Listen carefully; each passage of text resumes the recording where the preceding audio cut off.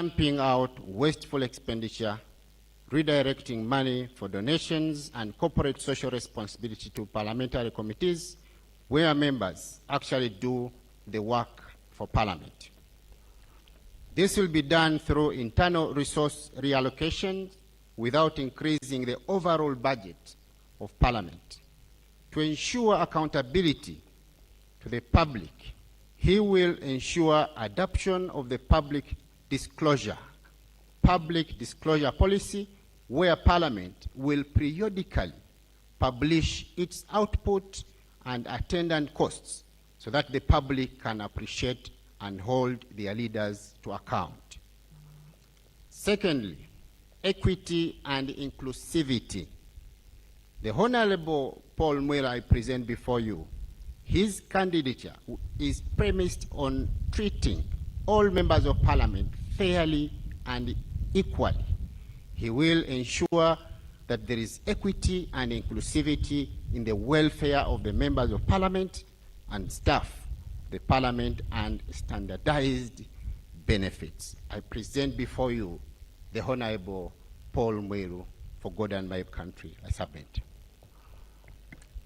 Thank you so much. Let me have the seconder.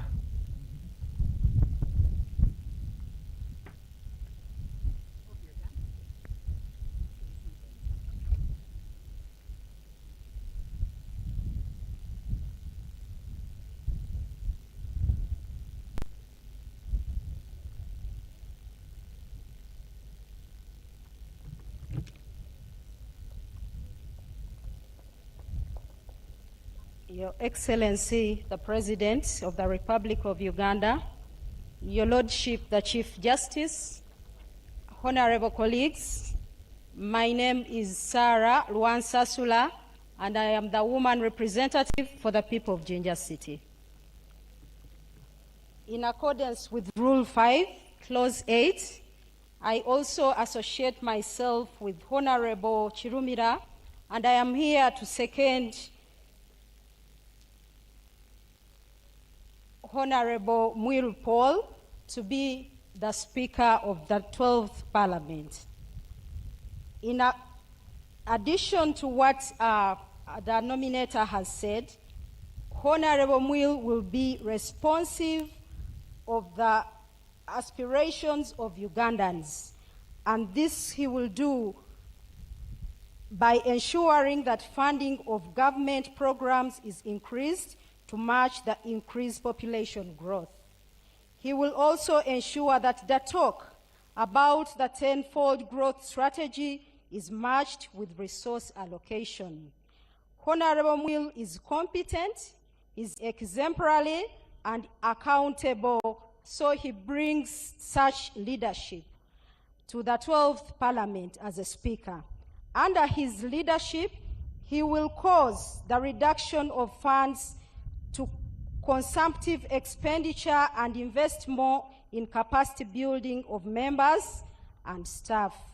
In addition, resources will be reallocated to parliamentary committees so that members are adequately enabled to conduct oversight at committee level. Honorable Mwera will cultivate a habit of budget discipline to ensure that funds are spent only on what they have been budgeted for. All members will be aware of what has been allocated to specific activities so that they can hold his leadership accountable. Dear members, Honorable Mwera is a man of integrity. He's a man who does what he says should be done. I urge you all to see Honorable Mwera Paul fit to be our Speaker for the next Parliament, this Parliament, the 12th Parliament. I submit. Okay, let me have the nominated candidate to step forward and state his consent to the nomination. Please note that you state the consent and nothing else, according to the rules.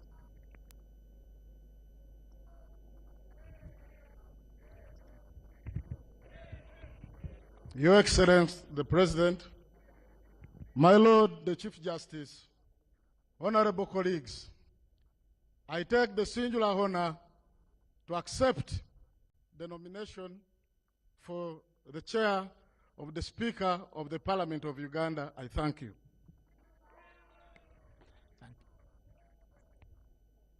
Thank you so much. Is there any other nomination?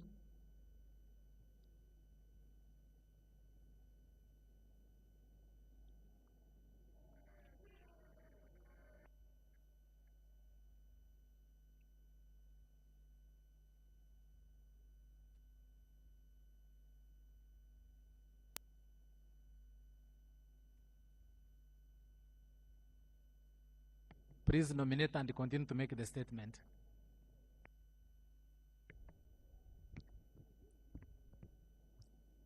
Your Excellency, the President, my Lord, the Chief Justice, my name is Okot Peter, Member of Parliament for Tochi, County Inomoro District.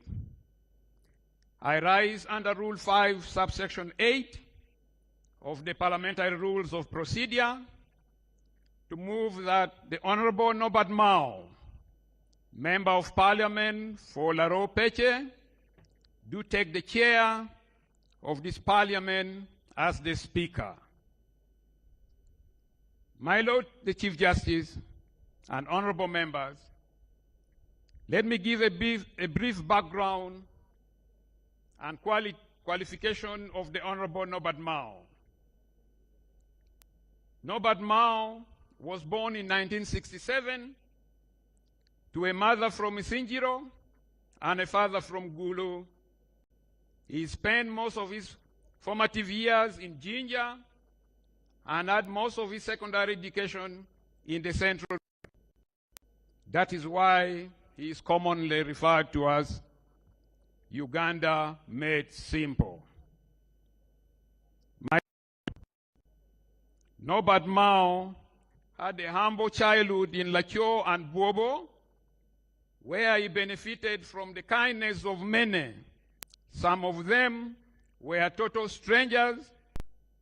As a little boy, he had goats, helped on the farm, and worked as a cobbler, bicycle repairer, and as an apprentice to a tinsmith.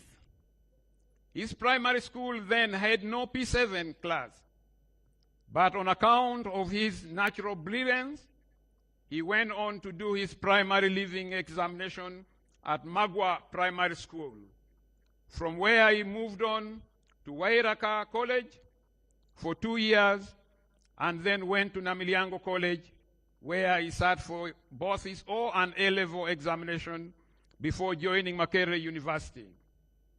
His exceptional communication and interpersonal skills, leadership skills, were recognized early by his peers. While in primary school and even at secondary level, he participated in many debates and seminars where he excelled on account of the courage, clarity, and conviction with which he presented his case. At Makerere University, he was elected president of the Student Guild. At a time when coming from northern Uganda carried a big stigma, he overcame that stigma and rallied students to champion a campaign against the World Bank-inspired policies, referred to as structural adjustment programs. But in reality, it required government